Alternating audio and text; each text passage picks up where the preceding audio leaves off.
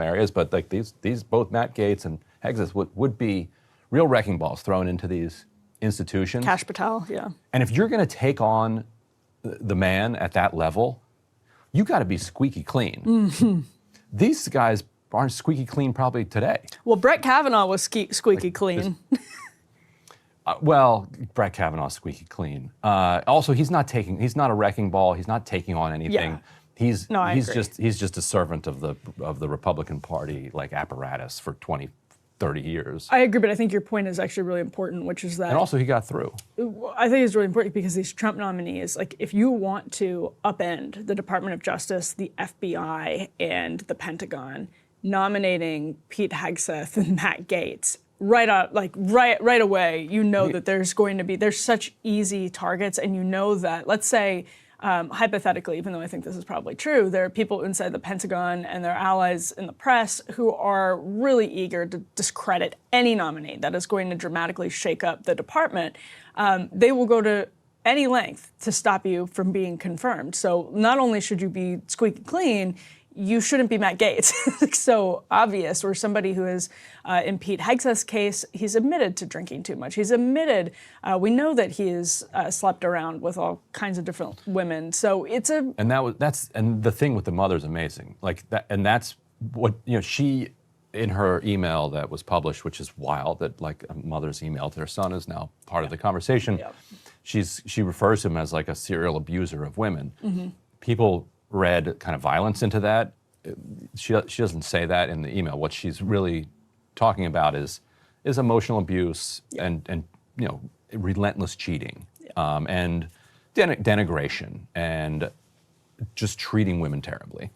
And even if it's the case that the charge of sexual assault, rape that he was accused of isn't true. Like he wasn't charged. It's gray. It's a he said, she said. Let's say that he didn't do it. At minimum, he was having an affair within like weeks of his new girlfriend having a baby. Right. And that baby was breaking up his last marriage. Right.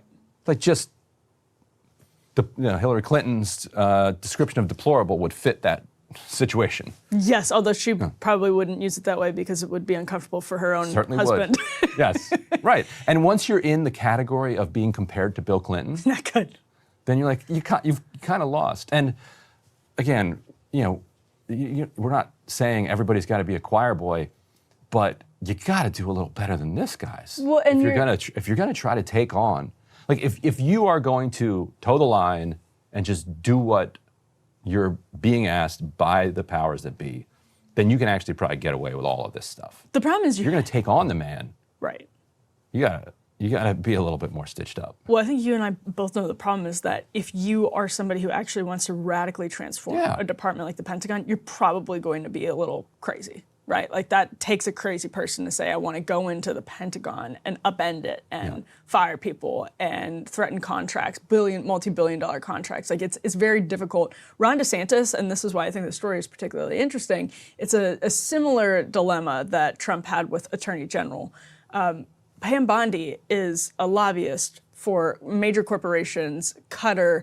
She is not Matt Gaetz. The benefit from Trump's perspective, and even from the perspective of those of us who say, like, enjoy the Schadenfreude because we believe that these departments desperately need some type of, like, metaphorical grenade to be tossed in, that is, you only get that with Matt Gaetz. You don't get that with Pam Bondi. You only get that with Pete Hegseth to the extent that he would be capable of it. I don't know if any individual is actually really capable of it.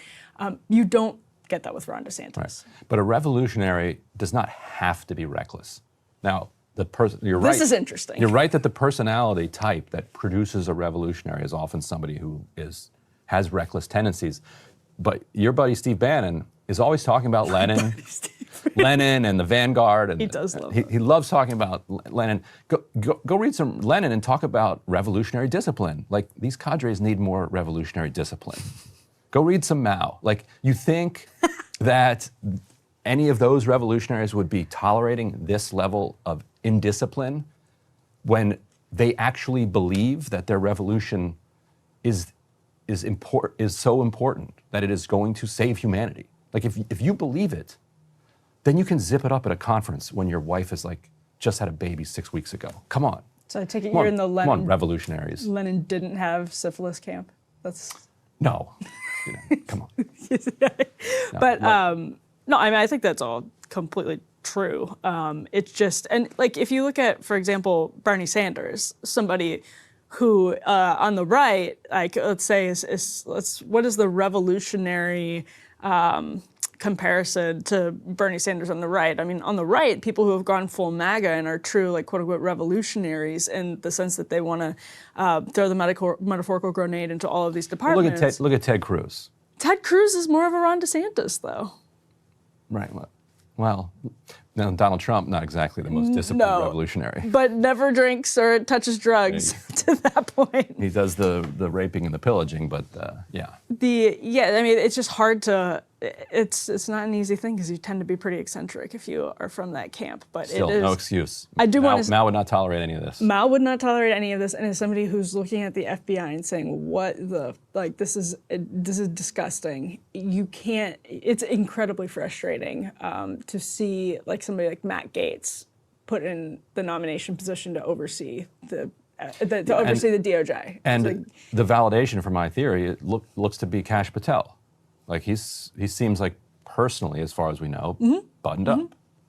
Like we're not hearing from his mother about his indiscretions, and he's just as much a revolutionary as the rest of them, and he's probably going to get confirmed. Yeah, we'll see. And that is, by the way, we'll see. With Hegseth, there is a question of whether, to be fair, if you're overseeing the Pentagon, I understand why, obviously, drinking, if he is an alcoholic, which I don't think there's evidence that he's an alcoholic right now, but if you are sleeping around, drinking a lot, there's potential for being compromised. There's potential for being, in a... He's seen a lot of combat, right? I'm sure he's got a lot of trauma that he's got to work out. Yeah, absolutely. And there's potential... That he's self-medicating with this exploitation of women and drinking and whatever. Yeah. If there's a national security emergency and the head of the Defense Department is drunk, that's a problem. But it also creates opportunities again for foreign compromise and all of that. So I get why some senators are,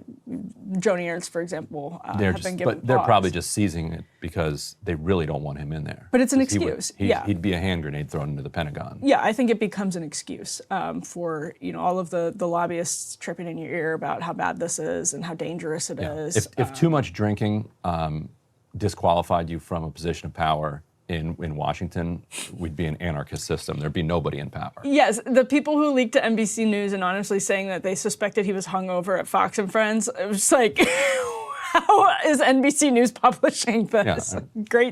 Great scoop. Hey, if you liked that video, don't forget to hit the like button and subscribe to Breaking Points. If you want to see the rest of Counterpoints, go to breakingpoints.com to become a premium member and get the full uncut show every morning in your inbox and on Spotify.